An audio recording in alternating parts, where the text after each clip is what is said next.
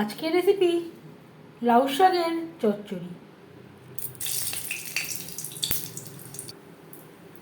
লঙ্কা ভেজে নেওয়ার পর দিয়ে দেবো রসুন। রসুন থেকে স্মেল বেরোতে শুরু করে দিয়ে দেবো লাউ শাকের ডাটা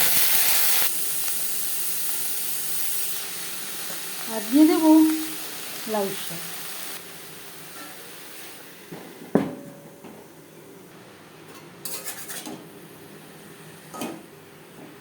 ঢাকনা চাপা দেওয়ার জন্য শাক অনেকটাই কমে এসছে।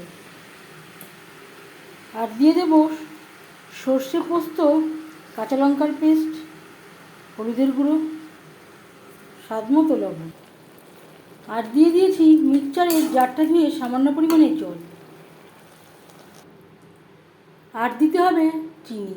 লাউ শাক রেডি।